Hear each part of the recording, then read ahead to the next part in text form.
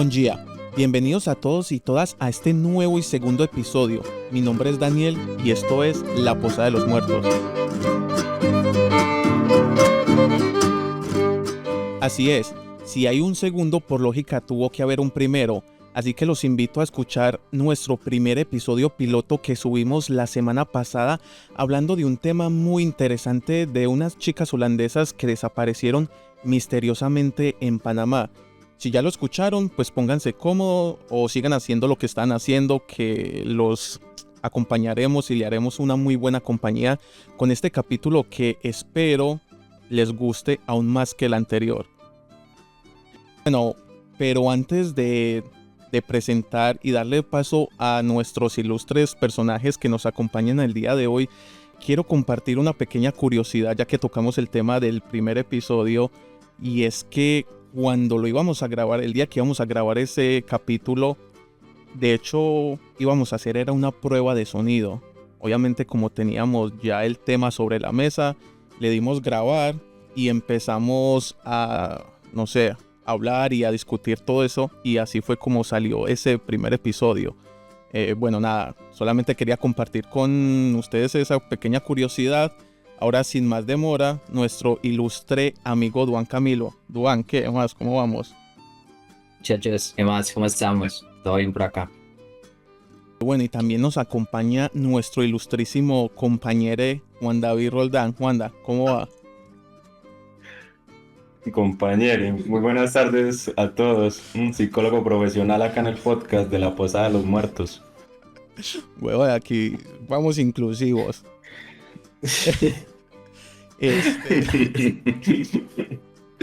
Bueno, en este caso que nos atañe el día de hoy, es un caso bastante pesado en el sentido de violencia y maldad que puede acarrear a algunas personas.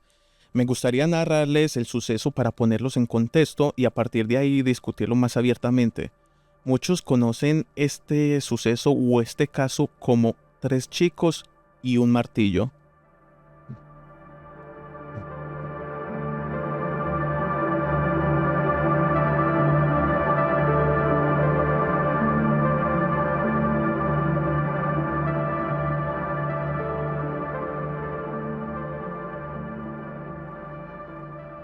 Una ciudad tranquila, un verano cualquiera, familias pasaban por los parques, ancianos descansaban en las bancas, niños jugaban en las calles.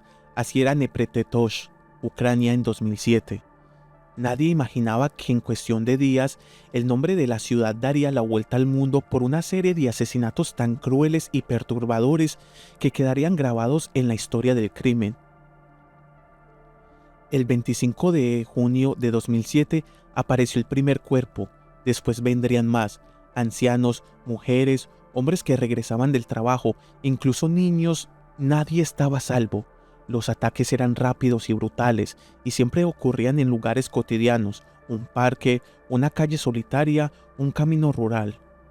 La policía no encontraba un patrón, las víctimas no tenían relación entre sí, no había móviles económicos ni venganzas personales. El único elemento en común era la violencia extrema y aparentemente gratuita. La sorpresa llegó cuando los responsables resultaron ser 2 jóvenes de apenas 19 años. Igor Suprunyuk y Vítor Seyenko no venían de familias desestructuradas ni de ambientes criminales. Sus padres eran trabajadores, sus hogares estables. A ojos de cualquiera eran muchachos comunes. Pero habían señales previas. Desde adolescentes se divertían cazando y torturando animales callejeros, donde se incluían perros y gatos. Los golpeaban, los desmembraban y posaban sonriendo junto a sus cadáveres, como si de un trofeo se tratase. Incluso llegaron a fotografiarse con símbolos nazis manchados de sangre animal. Una de las cosas que hacían estos curiosos personajes es que asistían a funerales de algunas de sus víctimas. Se mezclaban entre los familiares y sonreían frente a las lápidas y ataúdes. Simplemente disfrutaban del dolor que ellos mismos habían provocado. El crimen en sí que los inmortalizó fue grabado en video conocido en internet como Three Guys, One Hammer. Mostraban cómo atacaban a un hombre con un martillo y destornillador, deshaciéndole completamente su rostro. El detalle más aterrador no era los golpes, que también, sino la actitud mientras la víctima agonizaba. Ellos hablaban y reían, y al final simplemente limpiaban sus armas como quien termina una tarea rutinaria. Era el sadismo convertido en espectáculo, y lo grababan para conservarlo como recuerdo.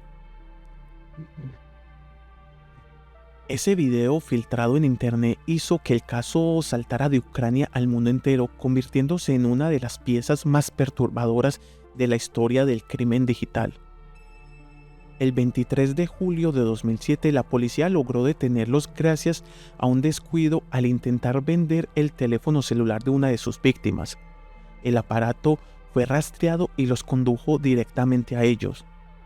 En la casa, además de los objetos robados, encontraron cámaras y computadoras con fotografías de animales muertos, selfies en funerales y registro de la ola de asesinatos. El proceso judicial inició en el 2008 y atrajo la atención internacional. Igor Sumprunchok y Vítor Senchenko fueron condenados a cadena perpetua. Un tercer joven, Alexander Sanya, recibió 9 años de prisión por delitos menores relacionados con robo. El tribunal confirmó que los crímenes habían sido cometidos por el placer sin otro motivo que la experiencia del poder absoluto sobre la vida y la muerte.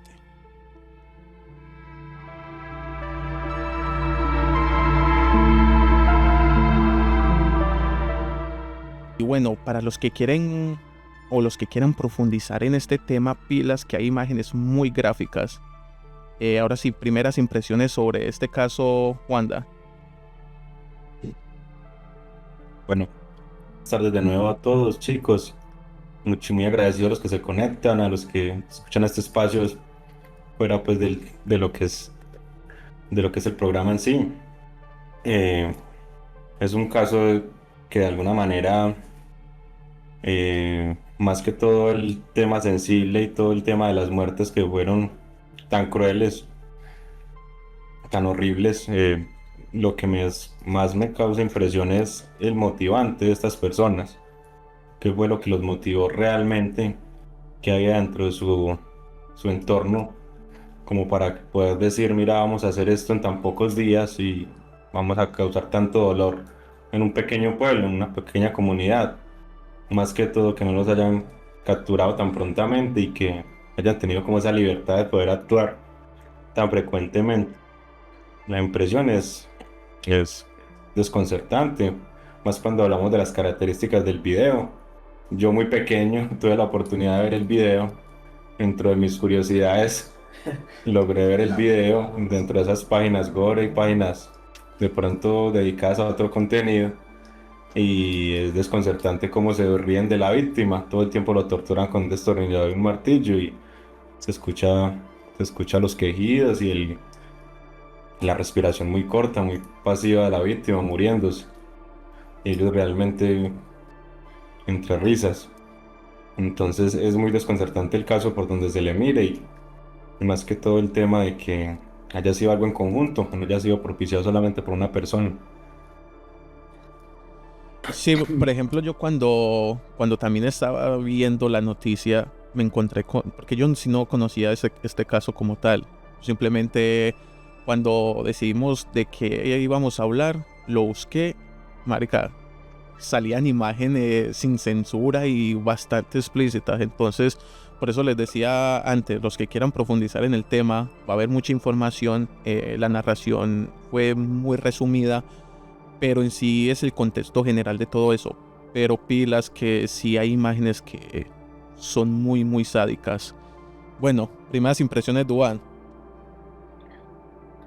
No, pues como dice Juan, el tema yo creo que acá es intentar entender sí, la razón, la motivación, por qué hicieron eso, porque la verdad es algo que no tiene mucho sentido. Para mí es un caso de una desconexión, no sé, emocional de los jóvenes que ven a otras personas, iniciaron como mencionaste en la narración, Daniel, con animales, viéndolos no como seres vivientes, simplemente como objetos que pueden maltratar, pueden golpear, pueden hacer lo que les plazca con ellos. Entonces, creo que el punto a discutir más es el tema de la motivación que tuvieron, porque la verdad es muy loco, es muy loco. Y yo tampoco pues conocí al caso, lo conocí pues cuando decidimos hablar de él y pues el video no he atrevido, me he atrevido a buscarlo ni a verlo porque pues creo que es innecesario, No, teniendo en cuenta pues lo que uno alcanza a leer. no, sí, ya con leerlo y, y la imaginación, yo creo que ya hacen el resto, aunque las imágenes impactan. Para los que se preguntan y no han visto los que cuántas víctimas fueron 21, me parece que fueron, Juanda. Fueron 21 víctimas, al menos ataques confirmados. Ujú. Y fueron 8 ataques donde hubo algún tema de testigos, pues que hubo alguien que los pudo ver o pudo dar cuenta de que había algún tipo de acción criminal, pues más con el tema del martillo que están presente, que era el accionar de ellos desde el martillo. Accionar con el martillo, pues matar al azar a cualquiera con el martillo. Bueno, y yo creo que la pregunta es obvia respecto a este caso, y es que el mal nace o se construye. ¿Ustedes qué creen sobre eso? Sabiendo que estos muchachos vienen de familias estables, hogares que tienen ningún problema, ningún antecedente criminal. ¿Qué factores pudieron haber influido en desarrollar esa violencia tan gratuita y extrema? Bueno, yo tuve la oportunidad de ir haciendo pues como un pequeño análisis. Siento que dentro de lo que leí, siempre hubo una dinámica, pues estuvieron muy junticos lo que era Víctor y Alexander, ¿cierto? Desde muy temprana edad, desde su niñez. Ya después se unió fue que fue Igor, ¿cierto? Igor incluso en el tema de los juicios menciona que fue el líder o la mente tras de todo eso, ¿cierto? ¿Qué tanto sabemos de eso? Pues lo poco que nos han dicho entre los juicios o la información que tenemos, porque hubo un tema pues ahí, si no estoy mal, fue Igor el que no se declaró culpable, los demás sí, y de alguna forma dieron a entender de que él era el que propiciaba las cosas. Incluso tanto Igor como Víctor fueron condenados a cadena perpetua y lo que es Alexander logró establecer una familia después de 9 años de que cumplió su condena, porque supuestamente se dedicó sino a grabar y que tomó un papel de víctima pues dentro de todo el tema. ¿Qué propició? Es muy importante lo que vos decís. Y es que incluso es un tema pues de que vienen de familias muy estables, incluso familias, una persona, uno de los padres que era piloto, si no estoy mal, de uno de los expresidentes del país, otra de las personas fue un fiscal, entonces venían de unas familias, podría decirse que acaudaladas, adineradas, entonces no tenían ningún inconveniente desde ahí, ¿cierto? En este tipo de casos siempre hay una disposición genética. No se logra ver de pronto en los padres, o al menos mencionan algún antecedente de los padres que hayan tenido algo criminal o algo relacionado pues a sus vidas pasadas o que hayan estado involucrados en algo. Siento que había un tipo de complicidad entre ellos, un tipo de complicidad desde el reto, ¿cierto? Va a sonar muy raro el tema del reto, pero dentro de lo que logré leer, para no extenderme tanto, ellos desde muy pequeños venían haciendo retos de enfrentar sus propios miedos. Habían dos de ellos que tenían miedo a las alturas y hacían retos de establecerse pues en un piso muy alto, podría ser un piso 14, y quedarse horas en una baranda, mirando al vacío. Incluso Alexander tenía un miedo a la sangre. Entonces desde ahí, desde el tema de Alexander, ya hay de pronto un indicio de por qué ir a hacer ese tipo de crímenes, exponiéndose a la sangre de los animales en un primer momento y después llevándolo más lejos con personas. Bueno, y Duan la misma pregunta, o sea, Bien. ¿el mal nace o se construye relacionado con estas dos personas? Bueno, pues en mi opinión, para responder no de una manera tan profesional como mi compañero Juan David, Compañeros, recuerden. eh, Yo, compañero. con todo el respeto. Eh, Bueno, vale, no, es que no, a ver, el hecho de que nazca no me cuadra. Yo pienso que es más bien que se hace. Es decir, que, no sé, algún tipo de represión, algo que tiene reprimido, pues lo que alcancé a leer y a consultar e investigar antes pues, de esa grabación. Decían que Igor, como mencionó Juan, Igor llegó después y fue como el último amigo que llegó y se veía como una persona tímida, no tenía muchos amigos. Entonces, no sé, tal vez una forma de expulsar, digamos, la represión social o algún tipo de problema que tuvo durante su infancia. Aunque como ya dijimos, pues no estamos hablando de familias disfuncionales o no parece ser, aunque podría ser, así tengan dinero, puede ser una familia disfuncional, ¿cierto? No necesariamente por el hecho de que tengan dinero quiere decir que tengan una vida perfecta. Pero creo que sí va más por ese lado y como que entre los tres personas tímidas que encontraron algo en común y no sé si por el lado de Víctor y Alexander, personas que fueron altamente influenciables por la visión que tenía Igor y como dice Juan, creo que todo inició, digamos, con los asesinatos y con, no los asesinatos, desde que empezaron a torturar los animales por el tema de demostrar que podían enfrentar sus miedos. En este caso el miedo a la sangre de Alexander. Entonces, no sé, yo lo siento más como Igor de alguna forma les quería expulsar algo y la forma que lo hacía o la forma en que se generaba placer era intentando destruir esos miedos que tenían, lo empezaron a hacer en grupo y pues terminaron haciendo cosas que para nosotros parecen ilógicas, pero en la mente de ellos parece que no era tanto. Sí, o sea, por ejemplo, para mí, esa es como la pregunta del millón. Eso es como quién vino primero el huevo o la gallina. No quiere decir, porque esto me hace acordar mucho a la forma de la crianza, cuando dicen, no, que es que él tenía unos padres tan buenos, pero se convirtió en una porquería de persona. O bueno, esta persona, los padres son tan malos y tan violentos y le salió un hijo que es un trozo de pan. No sé, yo a veces en esa cuestión no sé si es suerte, si es como una lotería, pero se me hace como muy curioso el hecho de que no es como tan claro. No se sabe si es que se nace con eso o se va construyendo a raíz de la estructura social, que a veces que no es que lo influyan los padres, sino que su alrededor, la escuela, sus amigos. Yo creo que este caso es más como que hubo una manzana podrida y dañó a las demás.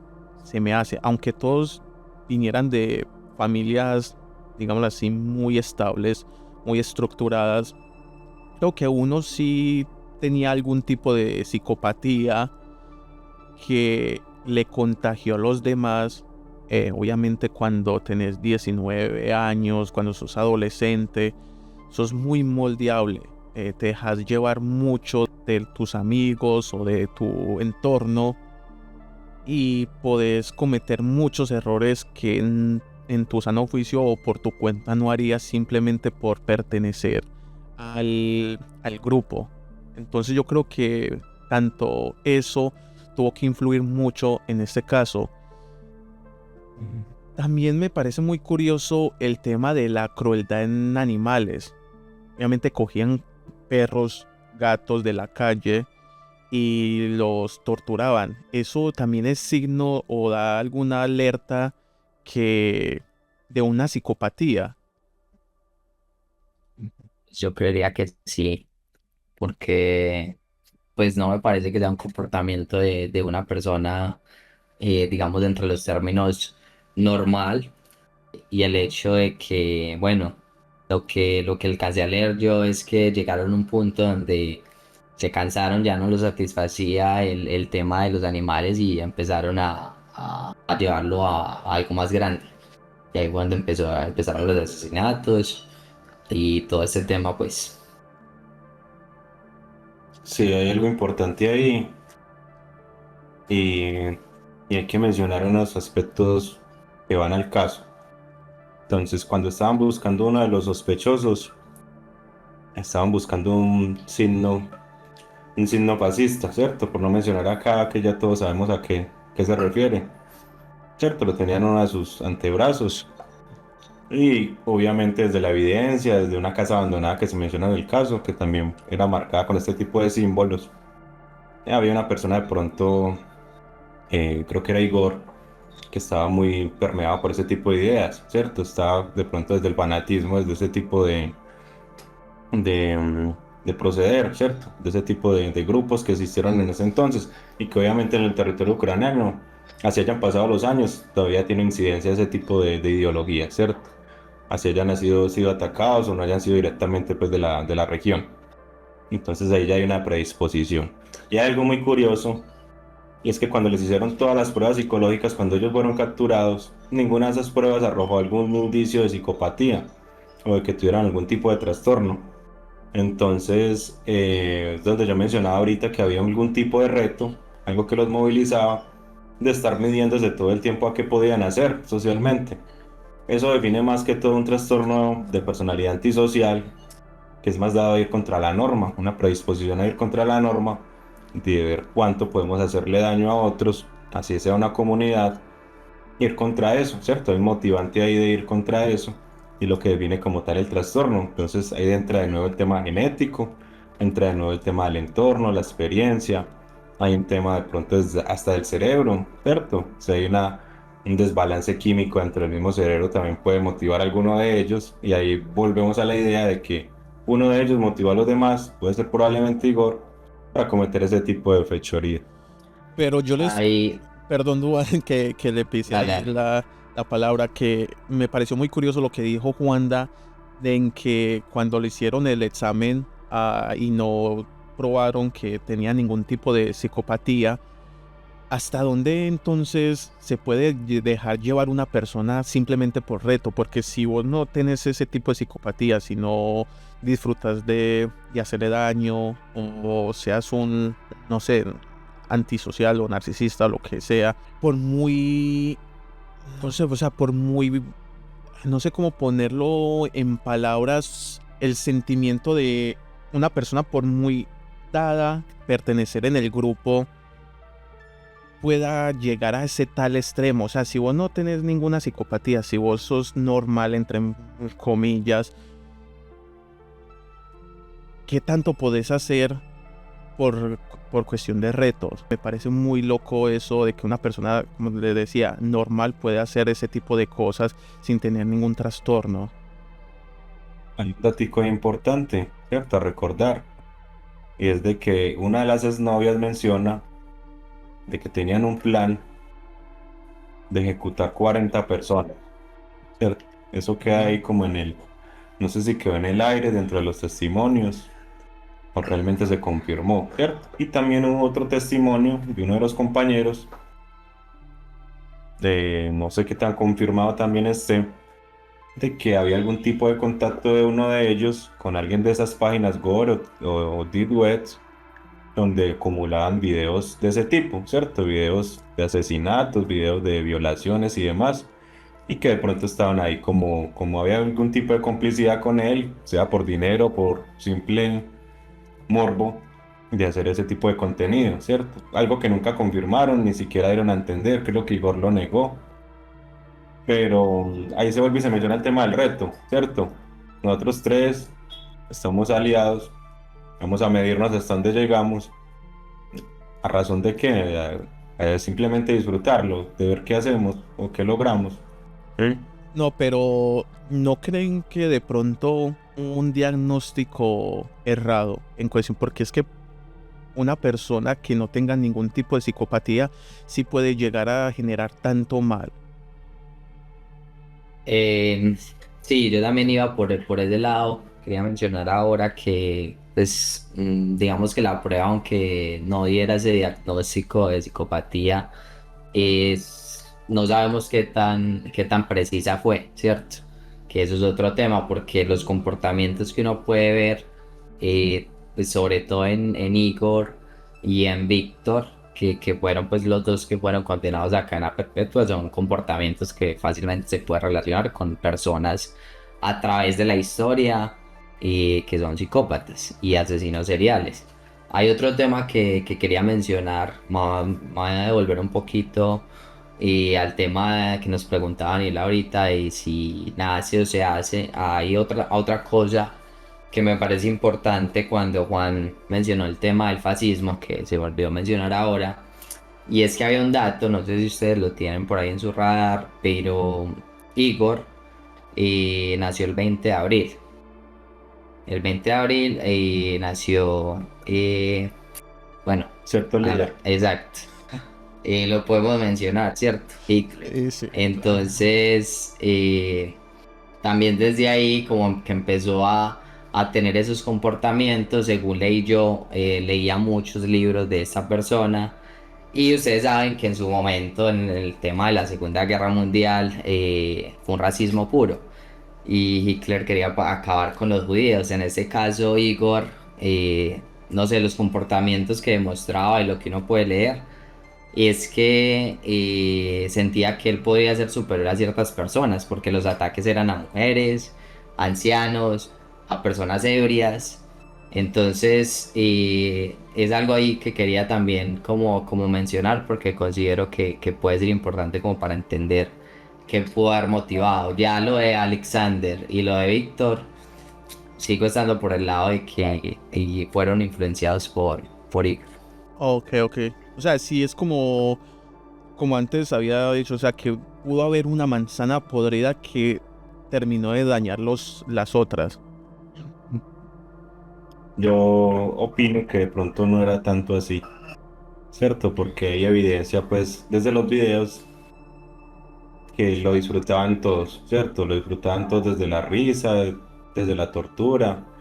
Hay un video que incluso es horrible, que es con respecto a un gato, donde lo crucifican y hacen de todo con el gato, ¿cierto? Lo torturan de diferentes maneras y lo que hay de por medio es la risa. Pues no simplemente el acto de torturar, sino hay una risa de por medio. Incluso cuando matan a aquel hombre de la motocicleta, que lo bajan, lo graban, todo el tiempo es una risa, ¿cierto? Cuando actúan con el martillo y el destornillador, todo el tiempo lo disfrutan ellos. Y entonces, algo importante de ese tipo de pruebas psicológicas. La psicopatía es algo muy complejo de medir o de establecer en una persona, porque las personas que tienden a tener este tipo de trastornos, podría decirse que lo saben disimular muy bien, ¿cierto? Saben disimularlo, o hay ciertos contextos o factores que no permiten determinar si hay un trastorno de por medio, como otros trastornos que es más evidente pues de que hay alguna afección o afectación en la persona. Y lo segundo es que lo que decía mi compañero Duván, Igor sí tenía una predisposición con respecto al tema de las personas, ¿cierto? Aunque los asesinatos fueron completamente al azar, uno diría pues que con el tipo de ideología que tenía, podía haber un tema de asesinar personas podría ser de color o inmigrantes o nunca hubo de por medio algún tipo de población así afectada, simplemente la gente al azar, pero sí tenía algún tipo de odio o repudio hacia la gente que podría considerar débil, ¿cierto? Incluso era una de sus frases dentro de lo que encontraron dentro de la evidencia: los débiles deben perecer. La anotaba detrás de los recortes de periódico donde se hacía el registro de los asesinatos. Hablando de registros, cuando ellos hacían esos videos, las autoridades encontraron todo ese material dentro de la casa de ellos. Esos videos, ¿cómo fueron subidos a internet? Digamos, estamos hablando de 2008, 2007. Eso era una era pre-viral, muy, muy arcaica, el internet de ese entonces. ¿Ellos mismos subían los videos o esos videos se filtraron? No, lo que tengo entendido fue que los videos se filtraron después de que ellos fueron capturados. O sea, y una vez, digamos, los dispositivos y los videos quedaron en custodia de la policía, bueno, en este caso, el ente en Ucrania. Y creo que el primer video o el video que se hizo famoso, que fue de hecho el de los tres chicos y el martillo, se filtró en diciembre del 2008, o sea, casi año y medio después de que se dio la captura de ellos. No se sabe cómo se filtró, pero se filtró directamente de estos entes gubernamentales. Guaya. Pero igual hay algo que también hay que tener en cuenta y es que a mí me generó mucha duda cuando estaba investigando sobre el tema y es por qué se grababa. Y una opción es lo que ya mencionó compañero Juan, que hay una teoría y es que podría haber una cuarta persona que estuviera en temas de los negocios de estos videos en la Deep Web y básicamente lo que contaba creo que era la exnovia y uno de los compañeros de clase y era que digamos que tenía el propósito de hacer 40 grabaciones, de grabar 40 asesinatos para recibir la recompensa y que esa persona pudiera subir y eso a la red, ¿cierto? Ah, que los Entonces, parceros tenían un manager entonces. eso, pero eso nunca se pudo comprobar. De hecho,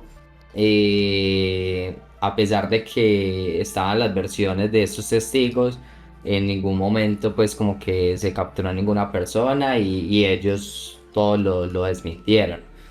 Entonces, pero es una teoría que queda ahí y que a mí no me parece la verdad tan loca. Podría existir porque ¿por qué te grabas? O simplemente por el hecho de recordar que eres superior o para tener una perspectiva de lo que pasó luego.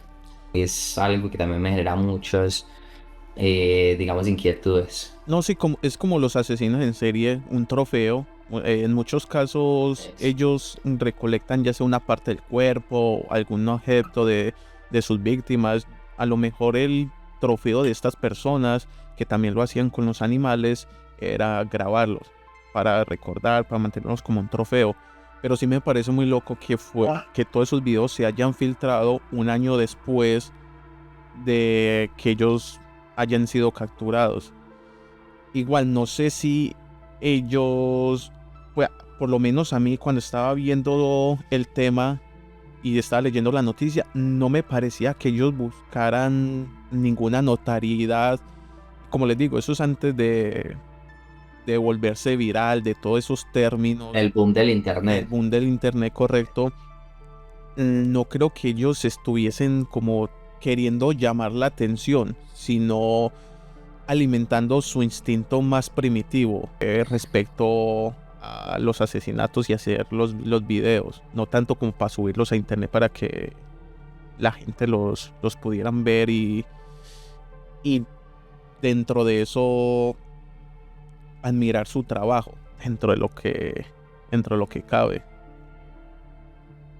De acuerdo, para mí es un tema más de que grabarse para, no sé, recordar y luego disfrutar de nuevo de ese acontecimiento o eso que habían hecho, pero no creo que fuera con la intención de volverse viral o empezar a ganar visitas como ahora pues pasa en muchos casos en esta era que estamos, pero en su momento no creo que fuera por ese lado, la verdad. Hay algo ahí muy fuera pues de lo que estamos ahí hablando y es del tipo de asesinato. El tipo de asesinato, la forma en que morían las personas, ¿cierto? O sea, prácticamente era un golpeteo de martillo hasta desaparecer el rostro completamente de las víctimas, todo el tiempo. Y entonces siento que es un actuar absurdo, es un actuar cruel, que porque produzca risa hacer eso, siento que es más al actuar de un individuo, más de que otras personas estén de acuerdo en hacerlo de esa manera, ¿cierto? Incluso desde el fetiche, incluso desde el de que tres personas estén de acuerdo en hacer lo mismo, pues puede verse desde el tema de la histeria, desde lo colectivo, pero hay una psicopatía ahí, ¿cierto? Hay un tema de disfrute de volver al otro nada, ¿cierto? Con el martillo y específicamente con un martillo porque hay otras formas de asesinar, ¿cierto? Entonces hay un tema pues ahí desde lo gráfico, desde lo que yo puedo captar en video, cómo puedo yo filmar a una persona que le estoy golpeando y le desaparezco el rostro con un martillo y que eso me produzca risa. Entonces eso es algo que me desconcierta mucho.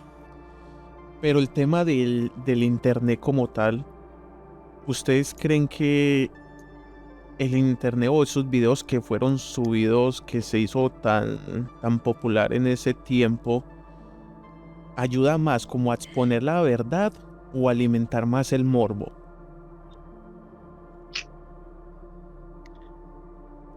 Es una muy buena pregunta, la verdad. Yo diría que ambas. Por un lado es el morbo de ver ese tipo de cosas, porque a las personas, pues yo soy una persona que no me gusta como ver ese tipo de videos, pero entiendo que hay muchas personas que les gusta y yo lo asemejo como una película de terror. Es como estás viendo algo que sabes que vos estás seguro, pero en su momento te está generando cierta adrenalina, por decirlo así. Entonces ese morbo. Y por el otro lado, yo creo que ese tipo de cosas, por ejemplo, que se haya filtrado el video, ayuda a exponer la historia, ayuda a que, digamos, haya, en este caso, un poco más de justicia para pues, las personas que fueron víctimas de Igor, Víctor y, bueno, Alexander como, digamos, cómplice porque al exponerlos, digamos que al volverse un caso global por internet, obviamente van a haber más consecuencias. Y no sé si ese fue el caso, pero creo que ahí yo no tengo una respuesta, digamos, ni de un lado del otro. Por un lado, creo que sirve para exponer el caso, por otro lado, alimenta el morbo. Pero para mí es bueno que lo filtre, por responderte, Daniel. Juan, ¿usted qué Yo, piensa sobre eso? yo por otro lado pienso que es más el tema del morbo. Pienso que la gente es motivada es por ese tipo de contenido, porque no es algo común de ver todo el tiempo, ¿cierto? Es muy dado en la actualidad de que si hay un accidente o hay alguien muerto, no, lo primero no es ir a ayudar o buscar de pronto los recursos para poder atender el caso, sino grabar, Y menos, grabar específicamente. correcto, y más ahora. Entonces ahí no hay un tema de altruismo, de ayuda, sino que es un tema más de que, mira, grabé y te muestro a ti, y esto lo grabé y mira cómo le pasó, cómo se desmembró, cómo se... Entonces es un tema de morbo. Lo digo también desde mi experiencia. Uno cuando está pequeño tiende a ser curioso. Sí quedé traumatizado con el video en ese entonces. No comía, pero está Pues la curiosidad ahí latente todo el tiempo. yo tengo una Mira pregunta que para... Espera, vos, yo tengo una pregunta para vos. Vos que estabas buscando que diste con ese video. digamos que en ese entonces era muy común el tema de los blogs en internet. Yo creo que eso fue el tema que motivó más que todo mi curiosidad, e incluso la curiosidad de Igor en su momento. Está en Deep Web. De encontrar este tipo de manager que todavía está ahí como en el aire, en el limbo de que si fue un manager o no. Pero ese contenido era muy común porque hay que tener algo en cuenta. Para ese entonces las leyes o lo que regulaba el contenido en internet no era tan fuerte como ahora. Oh, O sea, no. acceder a ese tipo de contenido era algo fácil, Muy fácil, sí, fácil sí, para sí. menores de edad. No, no, es que eso Entonces, de que era... se haya filtrado después, incluso desde un tema judicial, yo creo que eso era algo que no podían regular desde ahí porque es algo que se podía como duplicar o copiar o enviar a diferentes sitios y no era una forma de seguimiento como tal. Y ahora todo es muy medido. Ajá. No, eso antes era la Incluso jungla. estamos todavía en una situación en que a veces se filtra contenido y material y no sabemos quién fue. Pero en ese entonces la forma de hallar a alguien que hiciera eso o que lo subiera, pues era muy poco probable, era casi imposible. Ajá. No sé. Entonces acceder a ese contenido facilísimo, más desde el morbo.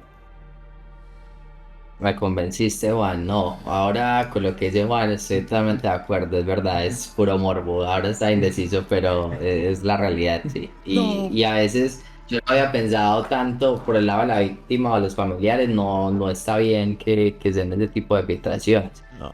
Eh, entonces, digamos que retiro lo dicho antes. No, a ver, para mí yo creo que eso es como una espada de doble filo. O sea, yo creo que puede hacer las dos tareas. Obviamente va a alimentar a la gente que quiere morbo y también puede avisar o alertar a las autoridades de que hey, eso está pasando en esta ciudad. Hey, pongámosle cuidado a esto. Hey, los niños están maltratando animales, póngale cuidado que a lo mejor puede pasar lo que pasó en esta ciudad o con estos personajes. Entonces creo que también a pesar de que sí, puede alimentar más el morbo, no sé si puede haber un porcentaje, bueno, o mitad y mitad, a ver cuál puede pesar más, pero yo creo que puede funcionar en ambas partes para así alertar a las autoridades, alertar a las comunidades, porque uno también aprende de los errores. Entonces, si dejaron pasar, por ejemplo, con estos personajes, como nunca se había registrado eso antes, eh, puede, y a lo mejor un vecino vio ese pleito cogiendo un perro a pata o haciendo cosas que quién sabe qué. Y lo ignoró. ¿Por qué? Porque no tenía en su conocimiento, no creía que podría pasar algo. Ya sabiendo este caso, sabiendo que puede provocar esas cosas, yo creo que ya puede estar mucho más alerta de prevenir esos eventos. Yo creo que sí puede jugar en ambos lados. Porque otra cosa también que, saliéndonos un poquito del tema del internet, que me llamó mucho la curiosidad, el placer que les provocaba las matanzas a estos muchachos. Wanda ahorita dijo de desaparecerle la cabeza a una persona con un martillo. Yo creo que si quieres desvivir a una persona hay muchas formas y muy fáciles, o más sencillas, que llegar y tirar a una persona al piso y empezar a darle con un martillo en la cabeza hasta volverlo puré. Entonces, ¿qué es lo que busca realmente un asesino que mata simplemente por el hecho de generar placer? Si no hay móvil de dinero, si no hay venganza de por medio, si no hay tema de ideología, ¿qué necesidad psicológica se necesita estas personas para realizar esos crímenes? Ese es el punto. No debe generarte placer atentar contra un ser vivo, un ser humano. Ese es el problema, ¿cierto? Precisamente muchos tipos de psicopatías dan muestra desde la niñez cuando hay una tortura a animales, precisamente animales, cuando se ve al infante torturando a un animal, hay una carencia de empatía, ¿cierto? Hay cero empatía ahí con respecto a los animales, porque ya hay un tema de vulnerabilidad que no se reconoce. No se reconoce la vulnerabilidad en el otro ser, sabiendo que puede hacer lo que quiera con él. Entonces, no debería generarte placer asesinar a otra persona, ¿cierto? Pues hay gente, y no es mentira para nadie, mercenarios en todo el mundo, que les ha tocado asesinar o es su trabajo asesinar y no precisamente lo disfrutan. Está mal, obviamente, sigue estando mal, estamos asesinando a otra persona, pero no creo que sea un tema de disfrute, ¿cierto? Incluso soldados, diferentes campos de guerra que han retornado de ese tipo de espacios, han retornado precisamente con secuelas o con trastornos que son irreversibles, porque ha tenido la oportunidad, podría llamarse oportunidad tampoco, de que han tenido que desvivir a otra persona o ver cómo la asesinan.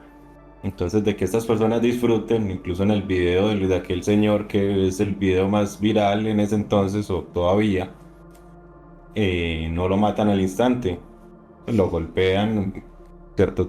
Creo que primero es con destornillador y después lo golpean. O sea, eso es algo que lo hacen paulatinamente, con despacio, y ya hay una tortura de por medio, mientras que la otra persona agoniza y sufre.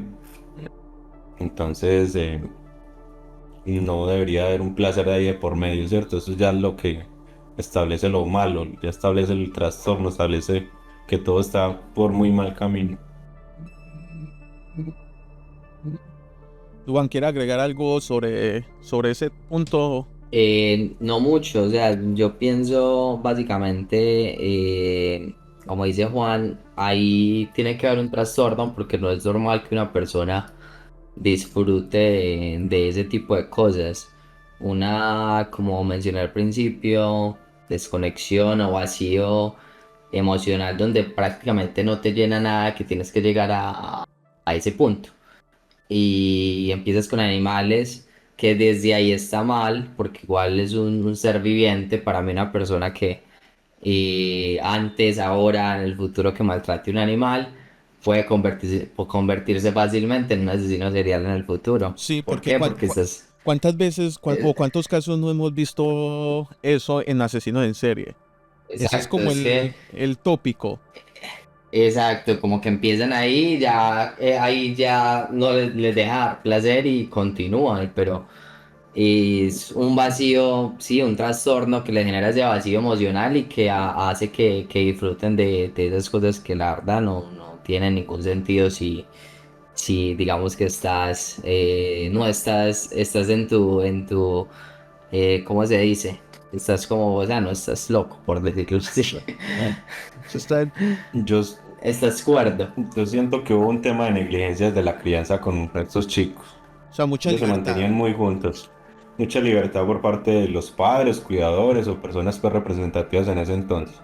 Pero yo Hay creo, algo pero yo creo que que se eso, menciona en el caso. pero que te Sí, interrumpa, pues yo creo que eso no puede, o sea, no creo que sea Ser un justificante. es un sí, porque es que, por ejemplo, o sea, cuántas personas o cuántos padres no le dan libertad a sus hijos y la mayoría no resultan haciendo unos asesinos locos perdidos. eso depende del entorno. Mm, Y algo muy importante ahí es el establecimiento de la norma. ah. Todo lo que nos regula como sociedad parte de la norma, ¿cierto? Y todo lo que hacían estos chicos es ir en contra de la norma. Incluso hay un antecedente, que lo mencionan desde el caso, es que la primera vez que de pronto los capturaron, entre comillas, es porque estaban lanzándole piedras a uno de los trenes. Entonces ya hay un tema ahí de que iban en contra de lo social, en contra del bienestar de los demás, todo el tiempo. Y yo me pregunto, ¿cómo es que pasan tantos años y no se dan cuenta de que estos sujetos, nadie los ve torturando animales, desollándolos, grabándolos y haciendo este tipo de fechorías, sabiendo que, cierto, puede ser una ciudad, pero tampoco es que estuviéramos en un páramo y que nadie vea nada? Entonces ya hay un tema ahí de que dónde están los padres, los cuidadores, las personas responsables como para que ellos todo el tiempo tengan esa libertad de poder hacer ese tipo de cosas. En cuestión de la cadena o la sentencia en que estos muchachos recibieron, mencionamos antes que tanto Igor como Víctor recibieron cadena perpetua y Alexander nada más 9 años de prisión, porque ¿sabes? Porque se confirmó que los delitos que había cometido eran delitos menores y más que todo por tema de hurto. ¿Ustedes creen que pues por los tantas víctimas, tanto daño que causaron estos muchachos? Porque antes estaba viendo yo la noticia y cada uno de los familiares de las víctimas, los nombres de las víctimas que fueron bastante, porque el 21 son 21. ¿Ustedes creen que la cadena perpetua es suficiente en estos casos así? Pero ¿a qué te refieres con suficiente? Porque ¿qué puede haber más allá? Puede ser pena de Muerte muerte, instantánea, o sea, pena de muerte. pena de muerte, sí, o algún tipo.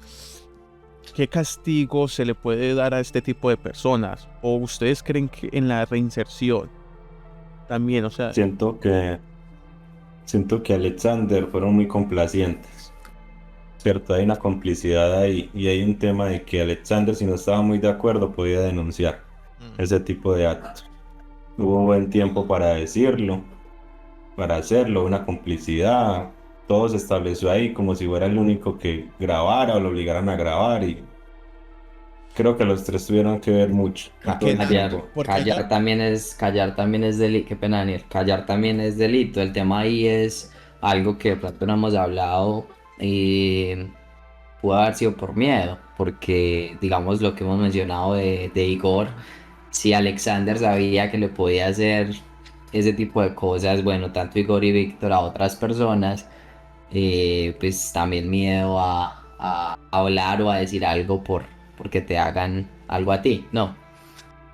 Yo lo hablo desde la suposición, ¿cierto? En el caso, dan a entender como que Igor fue el único que negó todos los cargos y los demás aceptaron toda la culpabilidad, ¿cierto? Pero siento como si fuera como que bueno, ya, que mire el que hace. Pero en los videos se ve otra cosa. En todos los videos se ve otra cosa. O sea, no es precisamente Igor haciendo de sus fechorías en el video y los demás a un lado, casi obligados a grabar o a estar ahí. Mm. ¿Cierto? Hay un tema de risa, de disfrute por parte de todos.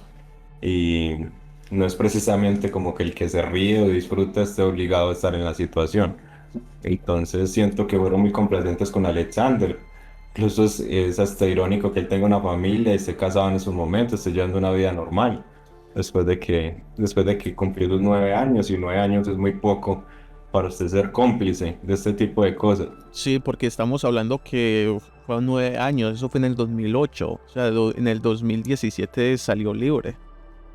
O sea, esta persona Sí, él, está... él está, él está normal por todos lados y todo el mundo puede establecer que fue Igor y Víctor, pero ¿qué tanto Alexander tuvo que ver en este tipo de cosas? O puede ser de pronto eh, un riesgo para otras personas en estos momentos. No, Pero ustedes pues creen que sin una ser persona, paranoico. ¿ustedes creen que una persona puede llegar a la reinserción? O sea, puede tener una segunda oportunidad para volver a integrarse a la sociedad después de haber participado en estas cosas, porque como estaba diciendo Juanda, o sea, no era que lo están obligando a grabar, no estaba llorando y suplicando que lo dejaran ir a la casa, él estaba también disfrutando de lo que estaba haciendo, pero eso pasó cuando apenas tenían 19 años, ok, hicieron lo que hicieron, que es cosa mayor. Pero ¿usted cree que una persona así puede tener una segunda oportunidad? O tenga derecho a tener una segunda oportunidad. Y una persona como Igor y Víctor, Como o Alexander, como Alexander. que fue el que salió Ahí libre. es que hay un tema con lo Alexander y como yo mencioné pues al principio, pues yo no hice el video. No sé si él aparece ahí, pues ya Juan nos dirá porque pues yo lo que tenía entendido o lo que tengo entendido es que por ejemplo en ese video o sea, él sabía lo que estaba pasando y no participó directamente, pero por ejemplo en ese video que se hizo famoso tampoco estuvo en ese momento porque el que estaba grabando era Víctor e Igor, ¿cierto? Entonces, yo ahí sí estaría de acuerdo, pues, digamos, puede ser como dice Juan, tal vez la pena no fue lo suficientemente alta, porque igual 9 años, 21 asesinatos, conocía lo que estaba pasando, es un cómplice intelectual, no material, pero intelectual. Pero ya para responderte la pregunta, el hecho de una segunda oportunidad, y en ese caso yo sí estoy de acuerdo, porque siento que en su momento, estando joven, fue más de dejarse influenciar por su grupo. Yo no estaría tan de acuerdo. Yo no estaría tan de acuerdo porque hay un tema importante. Es que precisamente este tipo de cosas pasan cuando no se mide desde la ley o se establece desde la norma, ¿cierto? Entonces, ¿por qué se establece una cadena perpetua para este tipo de sujetos? Porque son un peligro latente todo el tiempo para la sociedad, para el colectivo, ¿cierto? Peligros como cuáles, como los que ellos acabaron de perpetrar, o acolitar o alcahuetear, ¿cierto? Siento que de pronto, si hubo algún tipo de prueba o evidencia que da a entender de que Alexander no estuvo tan involucrado, la pena fue muy poca para este tipo de sujeto o el accionar de este sujeto. O sea, si haya sido solamente cómplice o no haya perpetrado el asesinato directamente de cada una de estas personas. Siento que hay un tema ahí latente de trastorno en cada uno de ellos y de que también puede seguir siendo un riesgo para muchas personas. La reinserción sí se puede dar, pero todo es un tema de detalle, de verificar muy bien qué tipo de persona es, qué tanto involucrada estuvo, su historial, tipo de trastornos que tengan, pues todo hablando de la generalidad. Pero con el tema de Alexander, yo siento que eso quedó muy en duda. Siento que siempre fueron los tres los que estuvieron ahí en una complicidad constante. Y no es un tema pues de que estuviera obligado desde su infancia a hacer ese tipo de cosas porque incluso el maltrato animal es un acto pues repudiable. Entonces, desde ahí no sería como tan complaciente con Alexander, menos con los otros dos sujetos que se había más evidencia de culpabilidad. Ujú, correcto. Bueno, para ir ya cerrando este primer segmento de este caso tan bizarro y tan violento, me gustaría escuchar la conclusión de cada uno de ustedes acerca de este tema. Hemos tocado muchos temas, obviamente podría haberse nos quedado muchas cosas más porque es muy extenso este caso, pero de buenas a primeras me gustaría escuchar cuál es la conclusión de cada uno de ustedes al respecto a eso. Duan, ¿usted qué tiene por concluir en esto? Bueno, por mi lado, pues aparte de decir que es es un caso más lamentable que podemos ver de asesinato serial y alrededor del mundo, pues en este caso en Europa, pero y en nuestra parte del mundo, acá en América del Sur, lo vemos también muy seguido. Y decir o sea, en realidad es difícil, digamos, uno llegar a entender qué fue lo que pasó por la mente de estas personas en su momento. Y ya lo discutimos por bastante tiempo, intentamos hablar del trastorno, intentamos hablar del entorno y intentamos hablar si puede ser algo relacionado con la genética y falta de control gubernamental o algo por el estilo. Y es difícil llegar a una conclusión porque sea cual sea el caso, pienso que ese tipo de cosas no deberían pasar. Y es difícil, digamos, concluir algo puntual. Simplemente decir que esperamos que pues en un futuro se pueda controlar ese tipo de cosas, se aprenda de lo que pasó en el pasado y desde muy pequeños digamos que se empiecen a detectar comportamientos que puedan llevar a las personas a, a tratarse o de alguna forma mitigar los riesgos de que puedan cometer este tipo de atrocidades cuando estén adultos o adolescentes como están ahora. Y ya, eso sería todo de mi parte. Bueno, por mi parte hay un punto importante ahí, ¿cierto? El tema del fascismo, ¿cierto? Hay ciertas ideologías o condiciones sociales que se dieron antes que causaron mucho daño o pueden seguir causándolo desde el digamos, el neofascismo, ¿cierto? Para no decir la palabra porque no nos censuren, no nos tumben el video, No creo. que son ideologías o son ciertas nuevas ideologías que surgen a partir de un momento cumbre, un momento muy pesado por allá en los años 1945 y años posteriores, años anteriores, perdón. Entonces siento que pudo haber un determinante grande ahí para ese tipo de accionar desde el tema ideológico que motivó a Igor y a los demás a seguir ese tipo de conductas, desde que tanto los débiles merecen estar parados sobre la tierra. Entonces siento que a modo de conclusión es bueno revisar ese tipo de cosas, complicado de pronto en ese tipo de zonas, además siendo un país muy cercano a esa historia, a esos orígenes.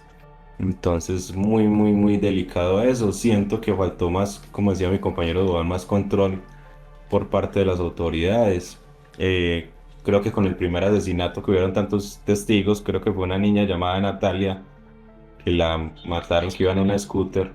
Hubo muchos testigos en ese entonces. Hubo unos niños, hubieron varias personas que lograron ver el asesinato y no hubo como tal un control, o sea, de que se logren matar 21 personas en un solo pueblo y en tan pocos días, eso es una falta de control terrible por parte de las autoridades. Entonces, también a revisar eso, pues a modo de conclusión.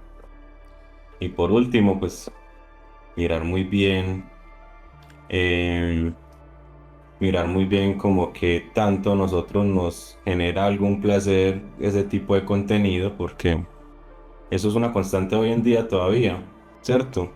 Gente que paga o le gusta ver ese tipo de contenido, de alguna forma también están empatizando, acolitando, o están alcahueteando de que otras personas en otro lado, por más ridículo que suenen, puedo ir a matar a otro, quiero que vean cómo lo hago, cuántas visitas obtengo por esto, cuánto dinero tengo por esto, y tú eres un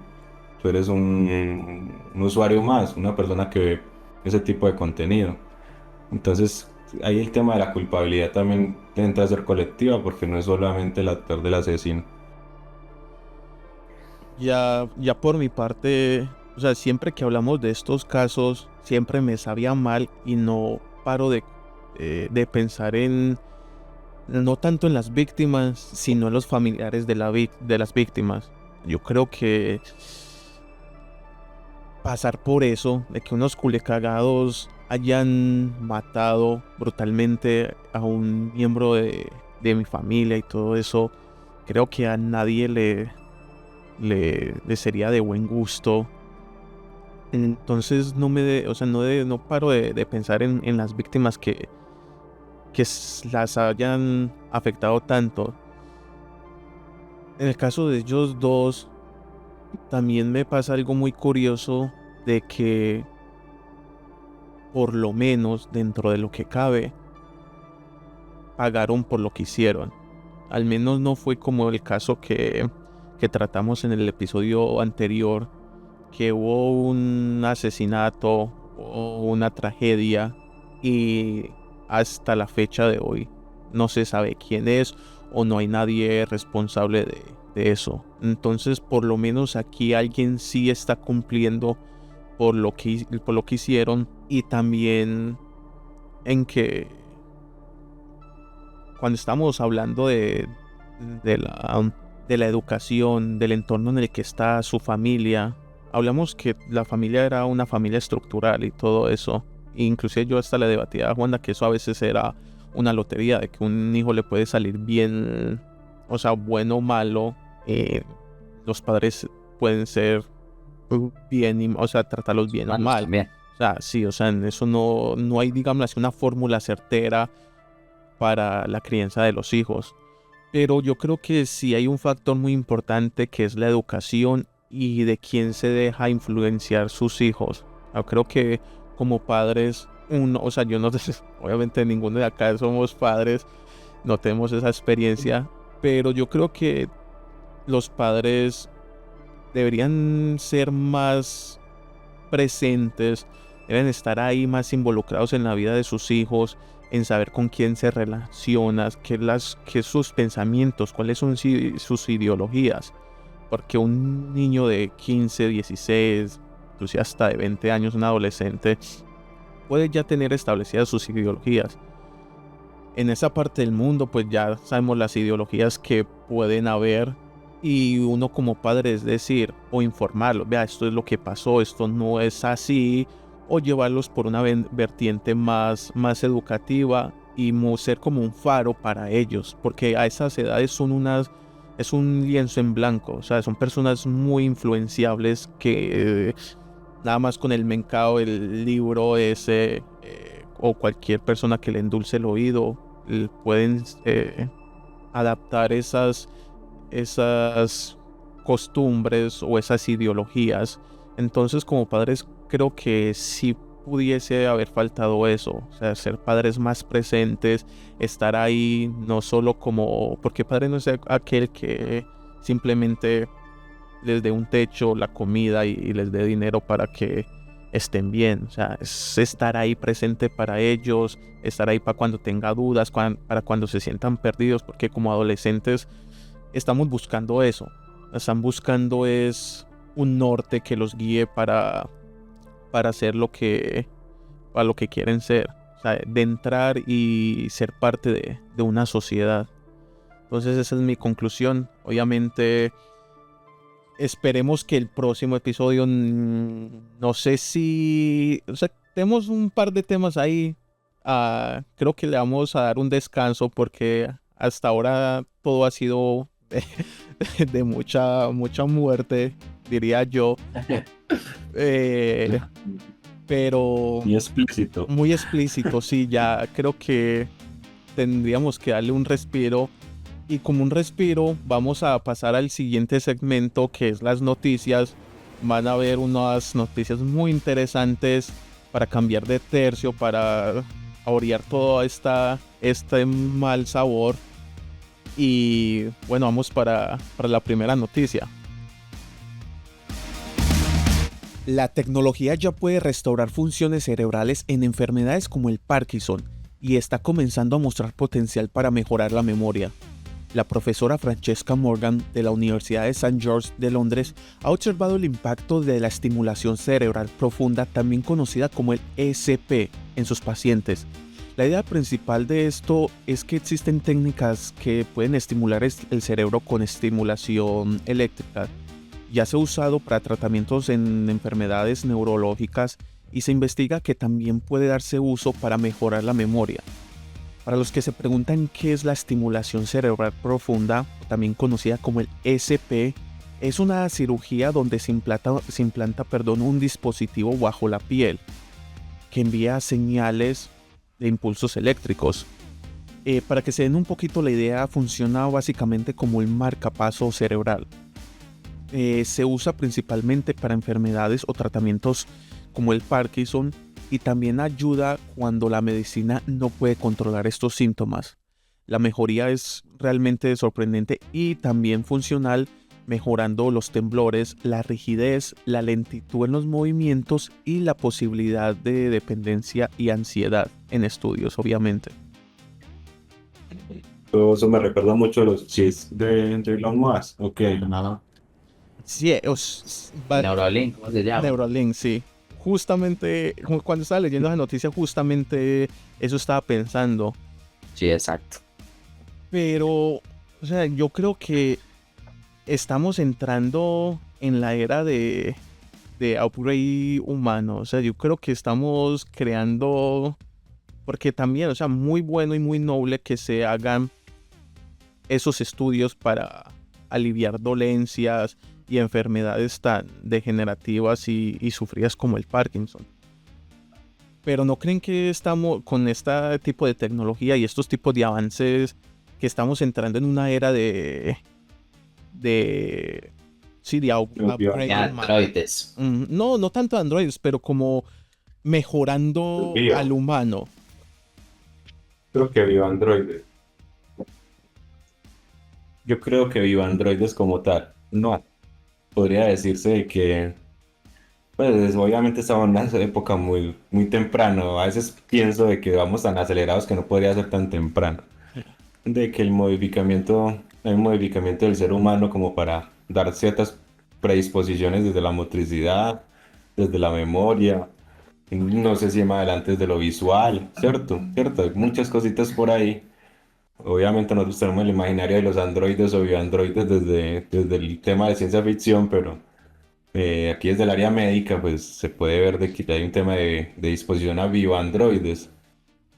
Cuando hablamos de un bioandroide es precisamente un ser humano con ciertas modificaciones o ciertas disposiciones genéticas que le ayudan, ¿cierto? Que le generan como, le dan un avance, una ventaja o simplemente un estado de bienestar en este caso, pues como lo menciona la noticia. Pero no, no creo que no estamos muy lejos. ¿Qué opina Duan?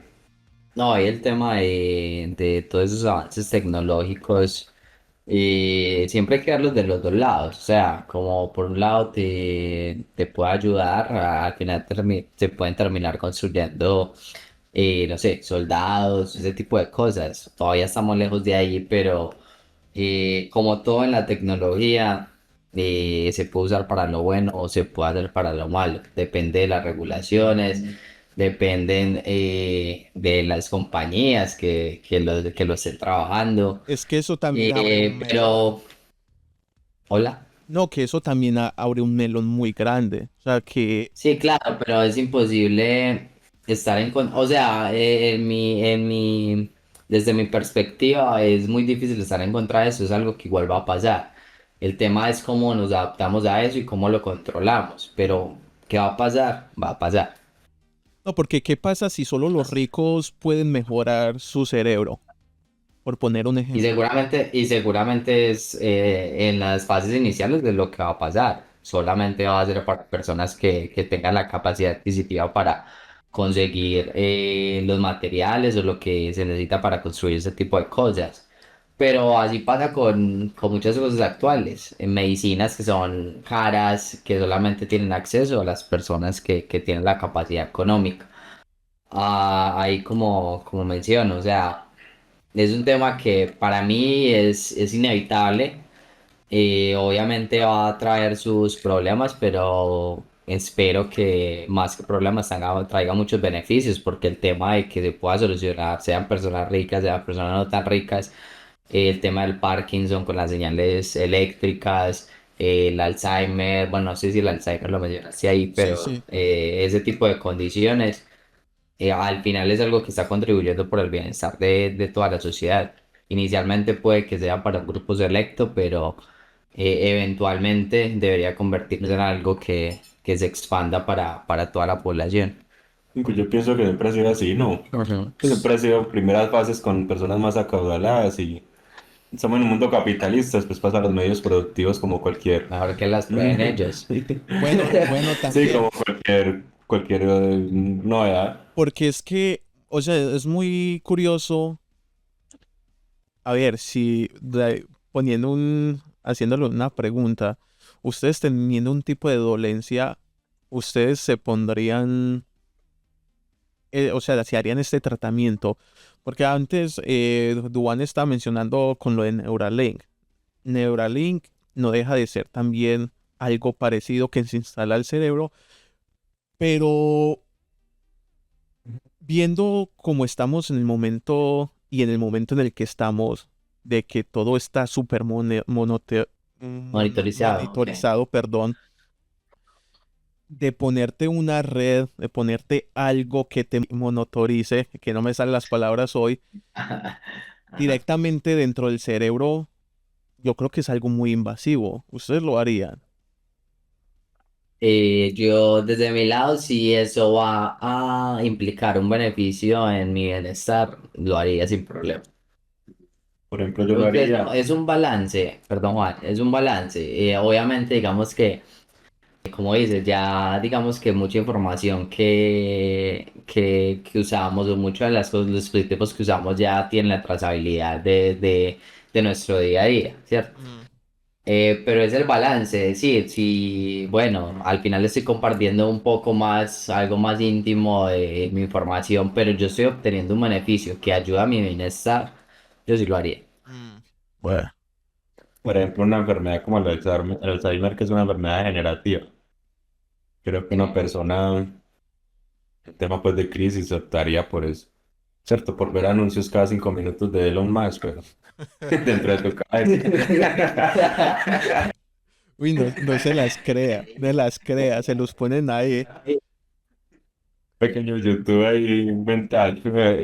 No, No, sí, y o sea, tendría que es pagar suscripción para no ver los que anuncios. te volví a dar Alzheimer porque no pagaste la suscripción de decía el 5. Porque bueno, ahora estamos hablando de algo medicinal, de un tratamiento que puede ayudar para una enfermedad degenerativa. Pero ¿dónde empieza la medicina o sí, dónde empieza y termina y a dónde empieza y termina lo que es la modificación genética? Porque puede haber que una persona esté totalmente sana, pero se quiere hacer ese tratamiento simplemente por el hecho de querer mejorar su memoria, poder, no sé, mejorar algún otro aspecto de su vida. Ahí donde llega la ética, donde llega, o sea, se podría hacer, es bueno hacerlo, como lo que estaba diciendo Wanda, que no deja de ser lo que coloquialmente entendemos como cyborg. ¿Creen que eso puede ser algo positivo para el ser humano como tal? Yo a veces pienso es que depende de dónde viene, ¿cierto? Estamos hablando de Elon Musk, que de pronto tu compañía es más enfocada al sector tecnológico y al tema de avances y demás, ¿cierto? ¿Qué tanto se recibe eso desde un tema médico, por ejemplo, un sector médico que esté dedicado netamente a la ayuda de las personas, un tema más de voluntariado, de ayuda a las personas, pero desde el tema de los más, sin sonar de pronto muy idealista, de pronto muy extremista, pues es más dado al sector productivo. ¿Qué logro yo con esto desde las ventas? No, No, porque más que a decir el qué claim, tanto puede ayudarle a los demás. Pero el, es una, dale, Daniel. el claim que él hace es también para ayudar a las personas. Obviamente, este avance y esta noticia no es nada relacionada con lo de Elon Musk ni no, con Neuralink. Es algo totalmente aparte, pero es muy parecido. Pero el claim que también hace él es también para ayudar a las personas que tienen enfermedades degenerativas y todo ese tipo de cosas de Alzheimer. Es la cirugía plástica del futuro. Mejorar la memoria, listo, vamos a mejorarnos, muéstrenos más RAM. No, el tema ahí, pues yo conservo como la misma opinión. El tema es que el desarrollo se va a dar, o sea, es inevitable parar ese tipo de cosas porque al final, digamos que inicialmente se puede hacer orientadas al tema médico, que es lo que más contribuye a la sociedad, pero luego se hace de una manera más comercial, Ujú. digamos, para hacerte cierto tipo de mejoras. Pero desde mi perspectiva, como mencioné antes, me parece parte del desarrollo normal.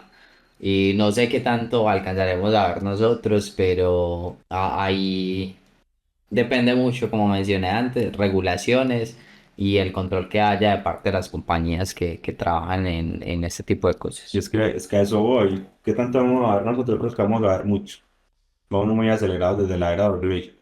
Desde la era 2000, creo que se ha hecho demasiado en 25 años que llevamos. 25 años es relativamente poco para todo lo que implica el desarrollo del ser humano durante tanto tiempo. Y desde el sector tecnológico eso va, pero pues rapidísimo. Y cuando hablamos de regulación, por ejemplo, el tema de la IA en estos momentos es algo que no se regula porque precisamente el avance tecnológico no lo está permitiendo de cierta manera. Desde la ley Seguridad. gubernamental no se está permitiendo darle una regulación como tal a ese tipo de cosas. No, es que lo que Entonces es, es importante eso es crítico. sí, no, o sea, lo que es la ética y la regulación últimamente siempre ha ido muy atrás de los avances.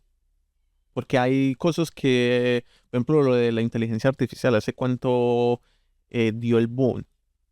Y todavía es la fecha de que todavía no se ha regularizado, En el, como ven, no se ha regulado, no no se ha se ha regulado. En el boom de la inteligencia artificial, pues todo empezó con ChatGPT, que fue después de la pandemia, 2021. tipo 2022 más o menos, pero antes de eso ya se venía trabajando mucho en el tema de inteligencia artificial, todo el tema de machine learning, el lenguaje de aprendizaje, máquina, todo eso. Y pues sí, ahí estoy totalmente de acuerdo con ustedes. El avance fue tan acelerado que se llevó las regulaciones. ¿Qué país hace en el 2021 estaba pensando vamos a regular la inteligencia artificial? Nadie. No, Estaban pensando en solucionar los temas de la pandemia.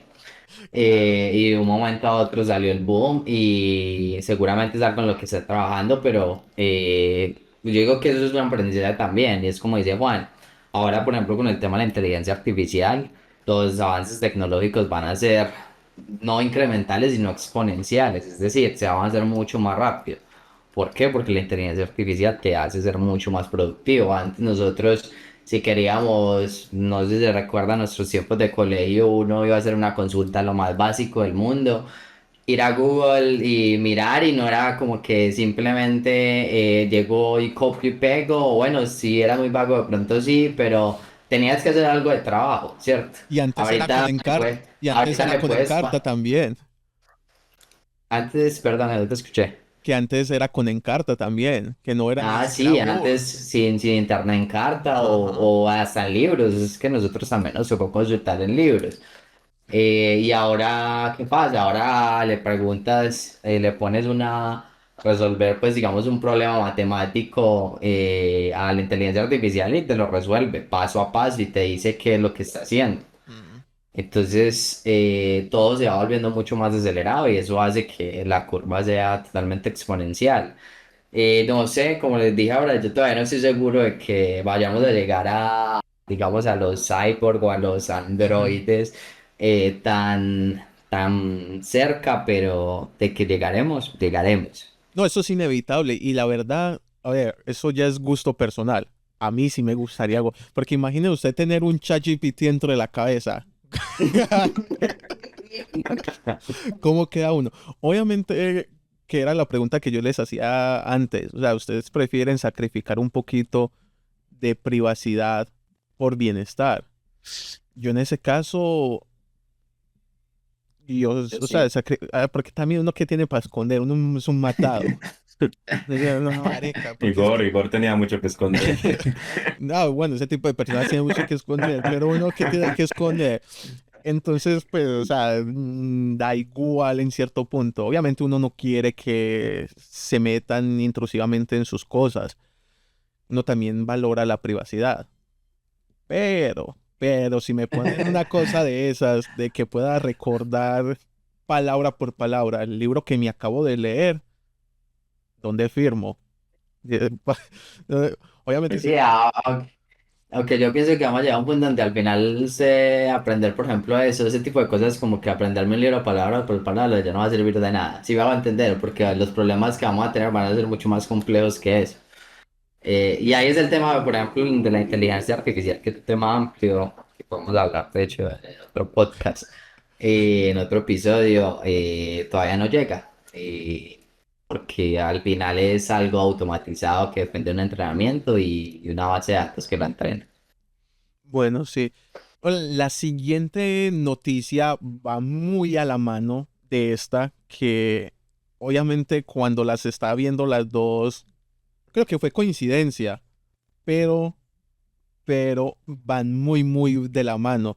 Y es que el científico chino He Jiankui, que fue a la prisión por crear los primeros bebés editados genéticamente en 2018, ahora quiere volver a hacerlo, esta vez para prevenir el Alzheimer, que fue lo que estábamos hablando antes, y propone editar hasta 300 embriones humanos. Les voy a poner un poquito en contexto. Eh, el doctor Lee editó genéticamente a 3 bebés para hacerlos resistentes al VIH. Las modificaciones eran hereditarias y a raíz de eso fue condenado a 3 años de prisión. Después de eso, China prohibió editar genéticamente con fines reproductivos. Lo que está haciendo ahora este doctor es que está trabajando para prevenir el Alzheimer. Quiere introducir una mutación genética llamada APPA673T que protege contra esta enfermedad.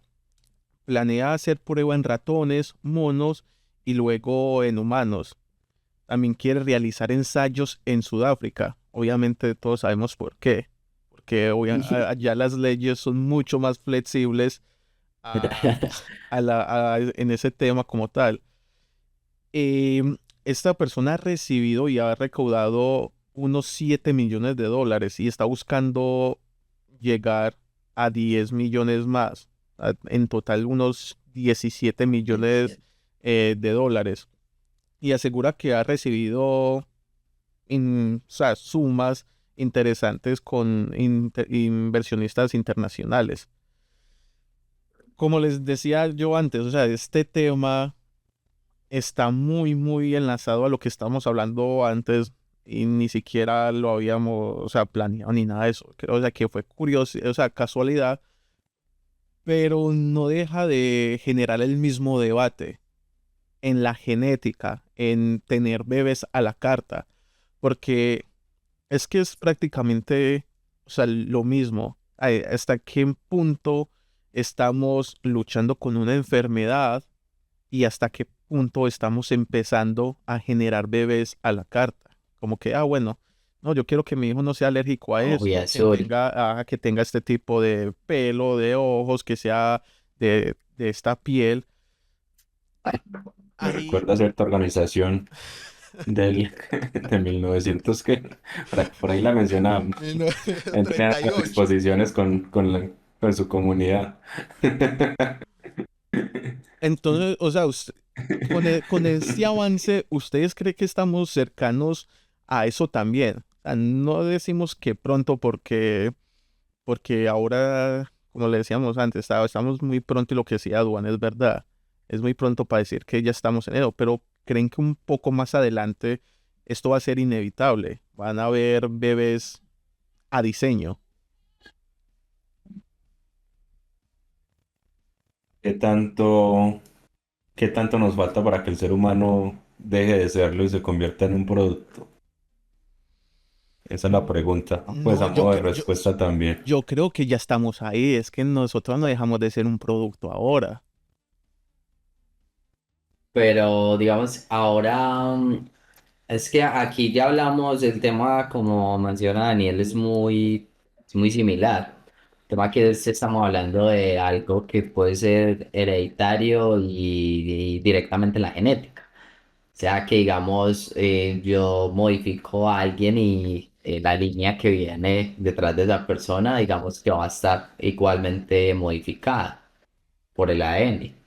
Entonces, yo creo que sí va a pasar, obvio, va a pasar.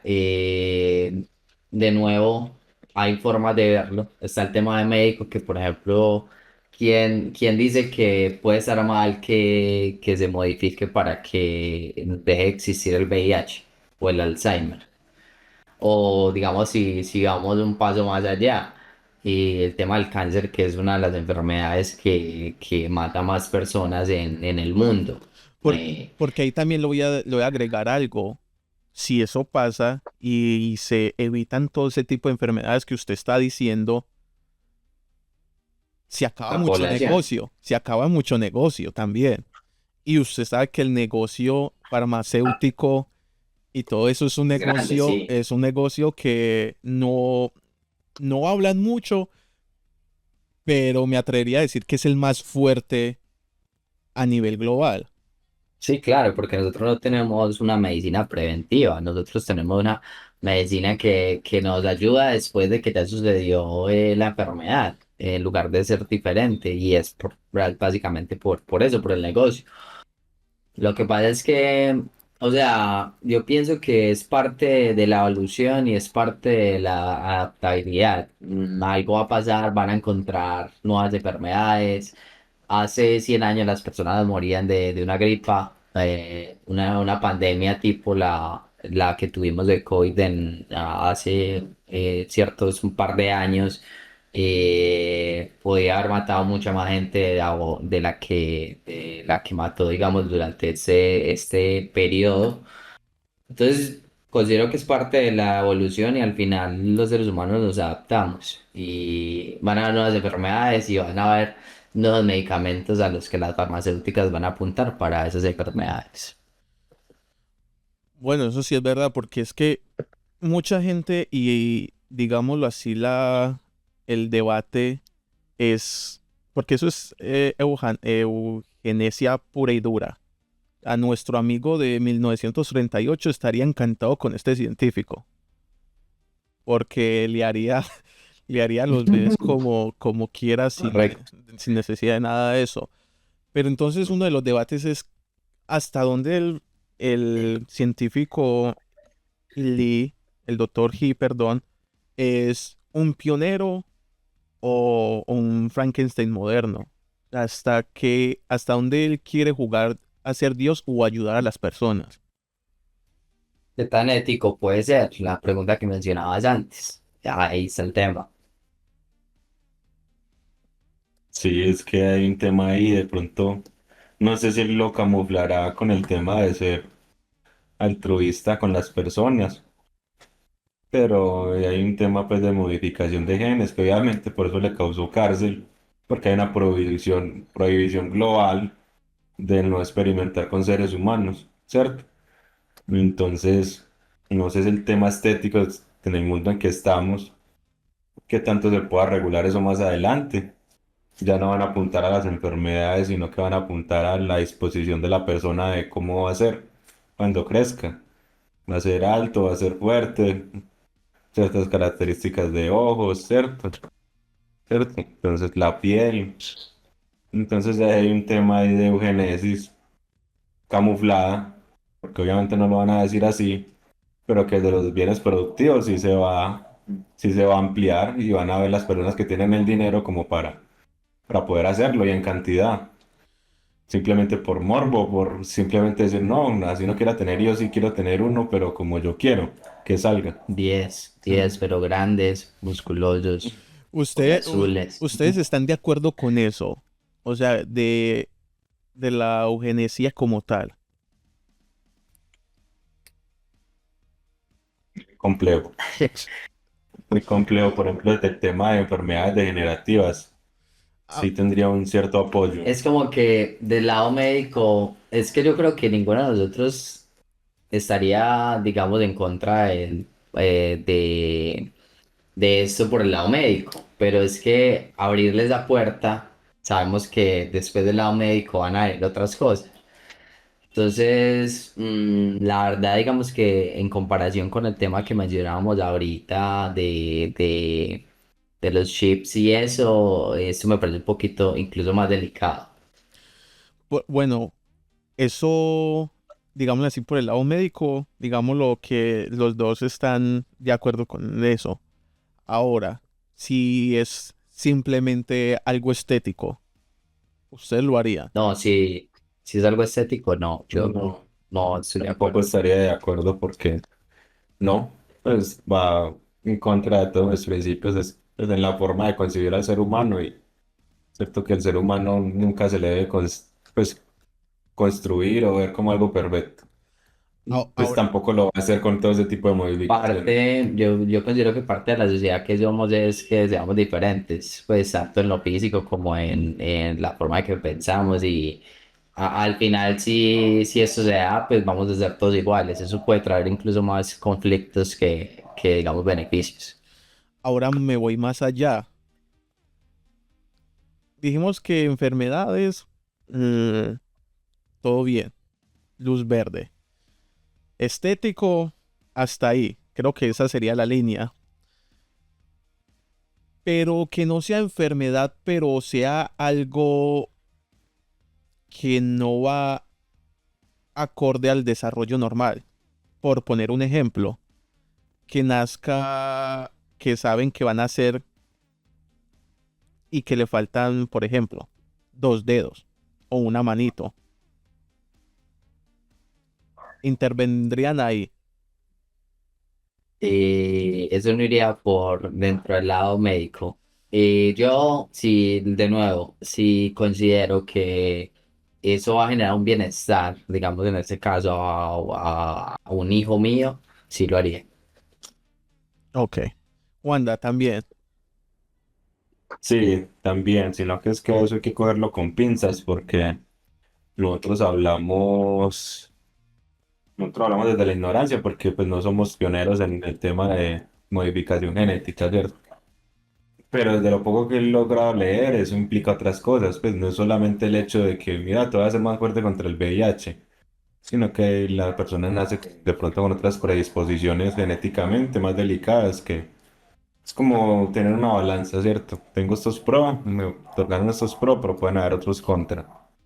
Entonces la modificación genética es algo muy delicado, por eso hay tan pocos que hagan ese tipo de cosas. Yo creo que por eso el doctor Gui tiene tantos contribuyentes, porque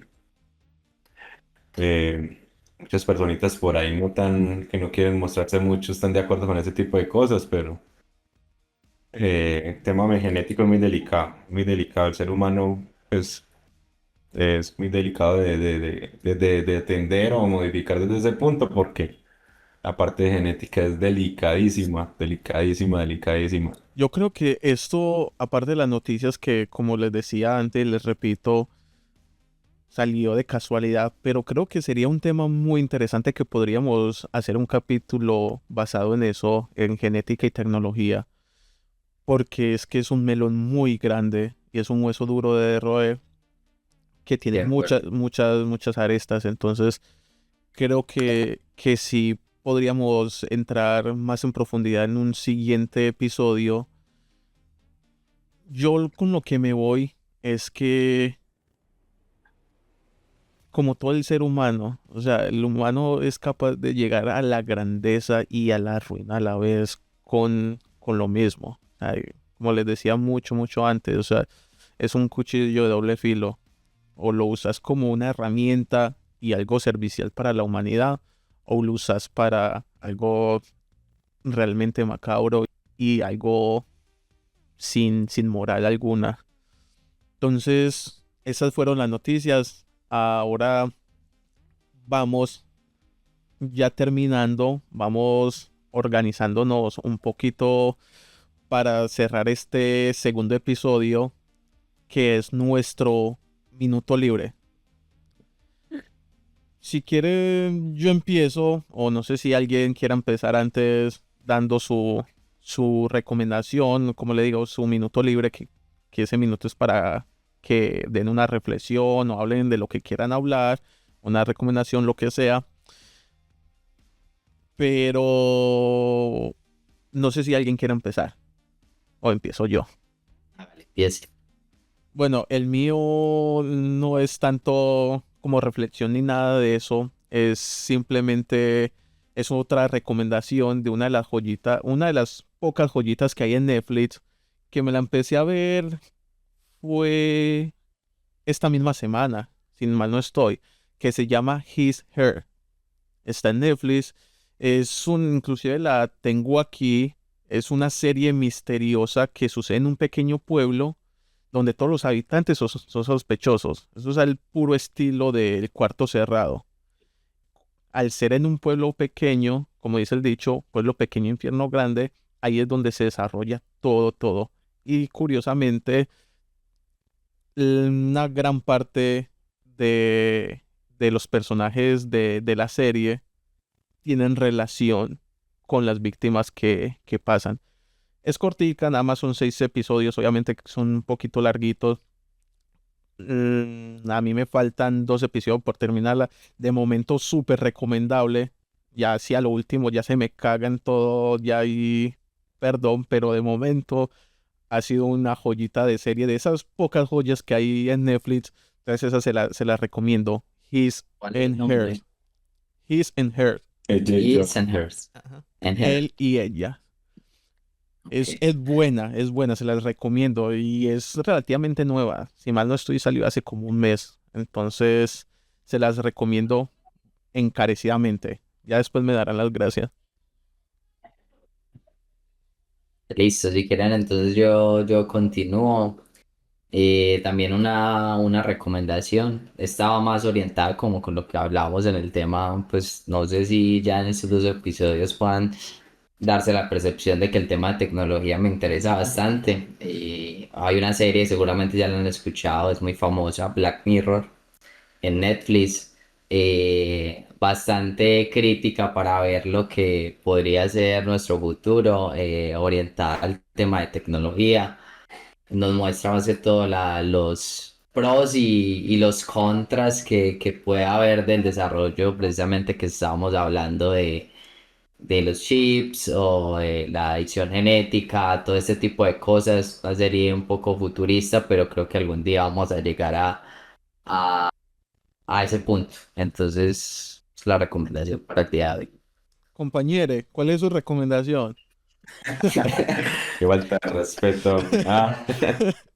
Muy de acuerdo con las recomendaciones. Incluso la serie que mencionaba Daniel me la empecé a ver. Ya un capítulo, pero hace muy buen preámbulo el primer Está bueno, capítulo. ¿cierto? Está bueno. Uy, Entonces, se para, pone para los mejor. que, a los que ven de pronto por actores, y uno de los protagonistas es el de Punisher, Ujú, sí. de Punisher, y aquella chica es la Valkyria en Thor. Pues Ajá. son actores reconocidos. Entonces, la serie es muy buena. Siempre deja muchas incógnitas desde el inicio. Creo que he visto 2 capítulos y tiene muy buen desarrollo. La serie es movida, no es aburrida. Todo el tiempo te va dejando como ciertas cuestiones. Entonces, excelente. Y desde lo que ha hablado Juan también, muy encantado con esa serie. Al menos las primeras temporadas recomendadísimas, ¿cierto? Hay unos episodios por ahí con un tema de cómo manejo yo mi vida desde un tipo de dinero virtual que tengo que me da un reconocimiento. Hay otro episodio que habla de un chico que uno cree que es inocente, pero no lo es tanto. Entonces, recomendadísimo. Mi recomendación es más desde la lectura. Quisiera recomendar un libro llamado El Cuarto Mono a aquellas personas que les gustan los trailers de misterio, tipo policiales. Nos habla mucho de una personita que tuvo una infancia muy complicada desde papás muy difíciles y los lleva al presente, cómo él actúa como criminal. Entonces, bienvenidos a leer El Cuarto Mono. Son 3 libros. Y aquellos que sean un poquito perezosos con el primero tienen para estar satisfechos, pero sí, mi recomendación, chicos. Pero ¿cómo así que, o sea, se llama el libro El Cuarto Mono o ahí o los anteriores es El primer Mono mono, el uno, segundo el mono. segundo mono, el tercer mono? No, es El muy, tercer es muy particular porque el primer libro se llama El Cuarto Mono y el segundo libro, la secuela, se llama La Quinta Víctima. Pero recomendadísimo. No, bueno, sin más preámbulo, muchachos, fue todo un placer haber compartido con ustedes y haber hecho este segundo episodio. La verdad, un episodio que me dio muy mala espina de principio por esos crímenes tan atroces de estos muchachos. Pero intentarlo tocarlo con el tema más respetuoso posible, tocarlo con un tema más que todo informativo y dar nuestra opinión, que es lo que siempre tratamos de hacer. Realmente también nos gustaría escuchar las opiniones de todos ustedes, aquellos que nos están escuchando, no solo acerca del caso, sino de las noticias, de qué piensan a raíz de todo el entramado del capítulo. También si tienen alguna recomendación, si tienen alguna sugerencia, estaré publicando el grupo del Discord para crear ahí un grupito y poder estar más en comunicación con todos sus comentarios y todas sus recomendaciones. Así que sin más nada, o sea, muchas gracias a todos ustedes y nos vemos en un siguiente. Hasta luego.